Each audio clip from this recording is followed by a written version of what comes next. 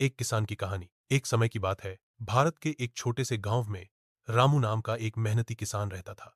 रामू की जिंदगी सुबह सूरज उगने के साथ शुरू होती और रात ढलने तक खेतों में पसीना बहाते हुए गुजर जाती थी।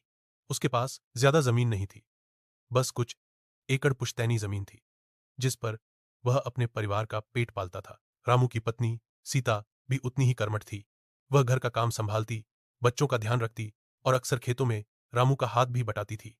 उनके दो बच्चे थे, एक बेटा और एक बेटी, जो स्कूल जाते थे और अपने माता पिता की तरह ही सादगी और कड़ी मेहनत के महत्व को समझते थे। हर साल रामू बड़ी उम्मीद से अपनी फसल बोता।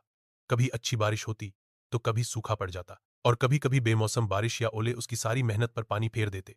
लेकिन रामू कभी हिम्मत नहीं हारता था। वह जानता था कि खेती सिर्फ एक पेशा नहीं, बल्कि उसका जीवन है। एक साल मानसून ने धोखा दे दिया। खेत सूखने लगे और रामू की बोई हुई फसल मुरझाने लगी। गांव के दूसरे किसान भी परेशान थे। रामू ने अपनी पूरी जमा पूंजी एक कुआं खुदवाने में लगा दी, लेकिन पानी बहुत नीचे था। गांव में निराशा छा गई, लेकिन रामू ने हार नहीं मानी। उसने गांव के बड़े बुजुर्गों से सलाह ली और पास के शहर जाकर कृषि विशेषज्ञों से मिला। उसे आधुनिक सिंचाई तकनीकों के बारे में पता चला और उसने ड्रिप सिंचाई प्रणाली लगाने का फैसला किया, जो कम पानी में भी पौधों को सींच सकती थी।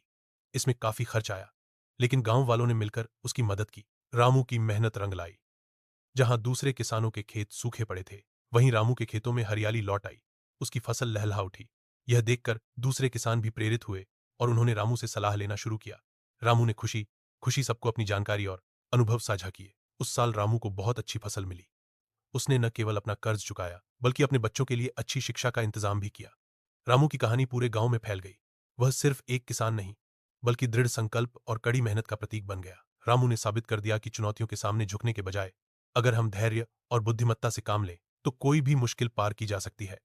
उसकी कहानी आज भी उस गांव के बच्चों को सुनाई जाती है, ताकि वे समझ सकें कि सफलता का रास्ता हमेशा मेहनत और लगन से होकर गुजरता है। कहानी सुनो संस्कार इब्नो